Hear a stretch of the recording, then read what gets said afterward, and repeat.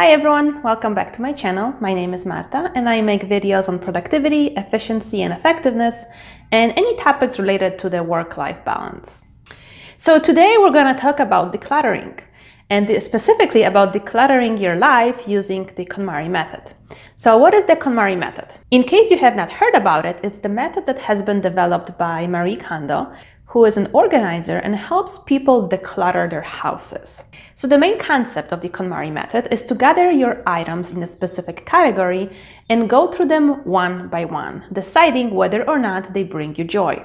So for example, you would gather all the clothes that you have and go item by item, deciding whether or not that item sparks joy, whether or not that item is providing you with positive emotions or it's something that you should be getting rid of. So Marie Kondo wrote a book about it, and she also has a show on Netflix that has been launched a few months ago, I think. And you can see a lot of videos on YouTube when people are decluttering their houses using that method. And I thought, let's take a different spin on it, because I think that method can be very easily applied to other parts of your life, not specifically to your stuff. So in today's video, we're going to talk about 4 different areas of your life where you can apply the KonMari method and declutter your life. So the first area that I suggest we should all declutter is social media. So the first thing to declutter is to decide whether or not you actually are using all the social media that you are a user of. So are you using all Instagram and Twitter and Facebook and YouTube and Pinterest and all those kinds of things? If you are not using them, you might as well get rid of the app on your phone. Less apps, less clutter, right? Now, the second step is to actually declutter the social media platform that you are using. So you might ask yourself, why would I want to declutter my social media platforms? What's the point? The point is that whenever you open that specific application, so let's say Facebook, is that the feed that you are seeing on your phone or on a computer is that's going to either be motivating or entertaining or encouraging in a way. It's the one that's going to provide you with positive emotions, versus a feed that is full of negativity and something that's just going to make you either angry or frustrated or sad. So in order to have that positive feedback, you need to go through all the groups that you belong to on Facebook, for example, all the influencers you are following, or different stores that you like and you see messages from, as well as people that you are friends with, right? So obviously the easiest ones are the groups you belong to or the pages you are following, influencers you are following. Go through those and see if you still have any interest in them. 2, are the messages that they provide you with, are they something that resonates with you, or maybe your views have changed? And get rid of anything that you don't find beneficial or valuable. Maybe the posts from a specific group or from a specific website that you are seeing, maybe they're very controversial. And maybe they make you aggravated because of the comments that you are seeing. Maybe you are following a media outlet that is posting news in a way that does not resonate with you. Maybe you would like a different perspective. Now, I am not saying that you should get rid of anything that you disagree with, because that is not the point. It is always beneficial to see the other perspective on things. However, if it is presented in a way that doesn't allow you to have that kind of a back and forth conversation where you can honestly learn from each other's perspective, then it's kind of pointless to keep at it, because you're just getting yourself aggravated, and it's better use of your time to find a platform when you actually can have that debate with another person. Now, obviously, when you look at the friends that you have on Facebook or on Instagram, it's going to be a little bit more difficult to make those decisions, because now you might affect your relationship with that person. So obviously, go through your list of friends and see if they are actually your friends. I know a lot of people will accept a friend request, or they will follow someone on Instagram just because they might be a friend of a friend of a friend. Are those the people you want in your circle? If the answer is yes, that's fine, go for it. If not, then it's time to take some action on it. I also want to address the fact that sometimes the feed that you see on Facebook or Instagram is filled with posts from your actual friends, from people you like or from people you follow that inspire you. However, the messages themselves might be causing you to have some negative emotions. And what I'm talking about here is maybe you are going through some personal hardship. Maybe you're going through a difficult situation, and different types of posts will negatively affect you.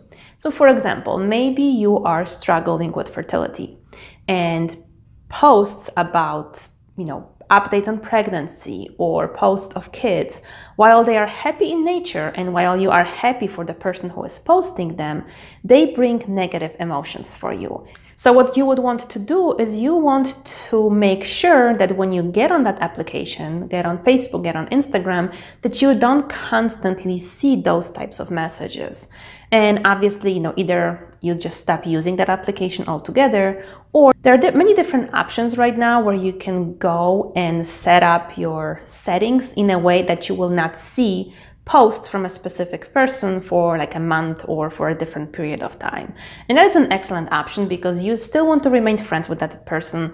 You still want to be able to go on their profile and see what they're up to.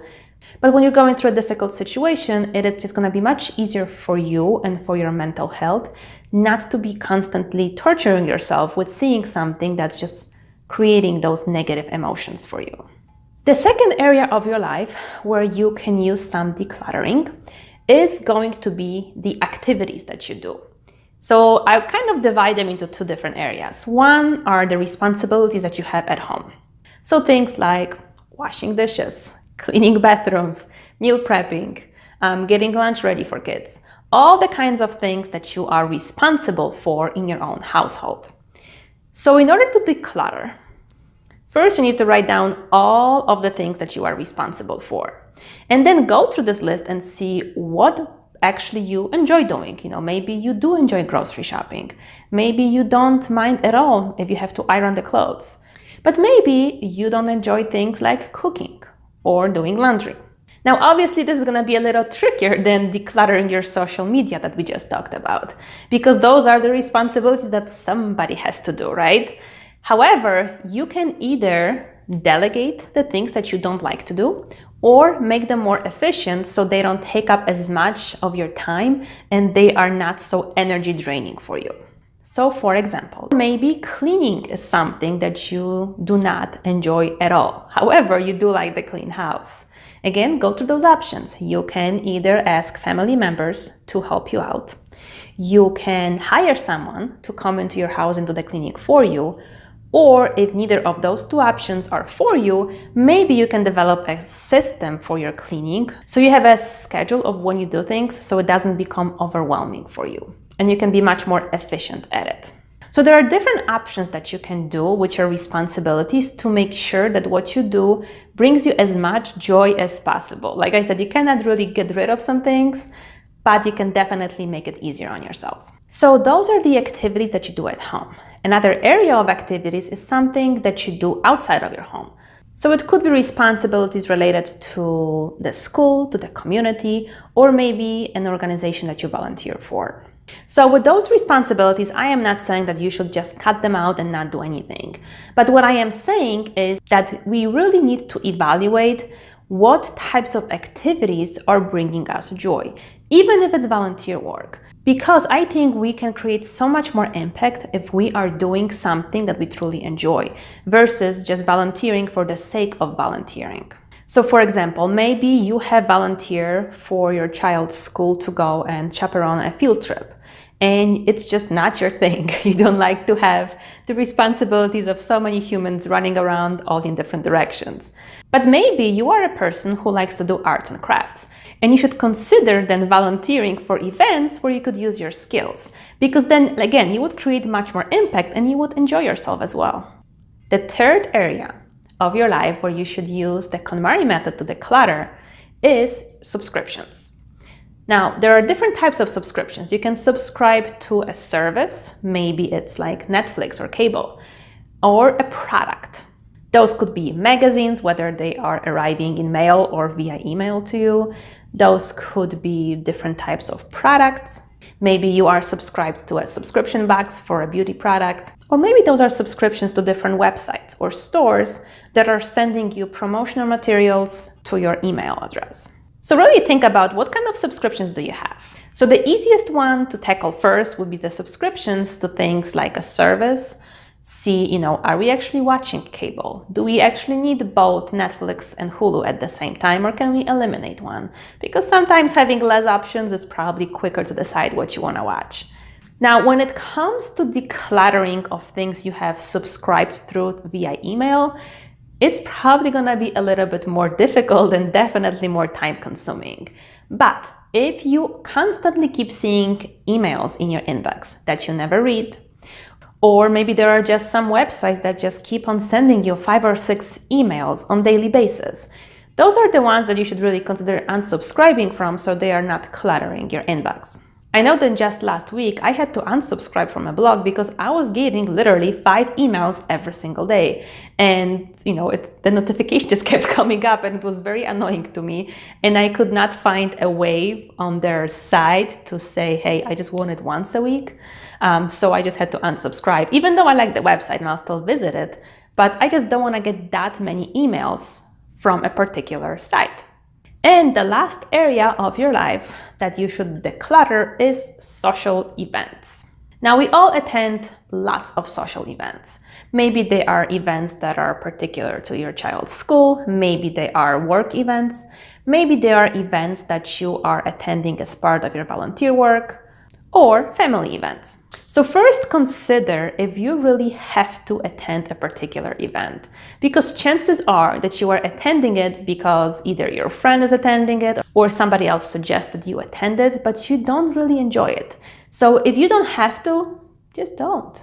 Now, there are definitely the types of meetings that you just cannot eliminate. Maybe there are work events, maybe there are family events, maybe you have some networking event or volunteer work events. Events that you simply just cannot eliminate. However, what you can do is to decrease the frequency.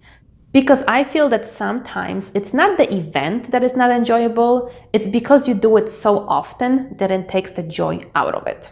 So consider doing it less frequently. Maybe if it's an event that you do every single week, consider doing it every other week.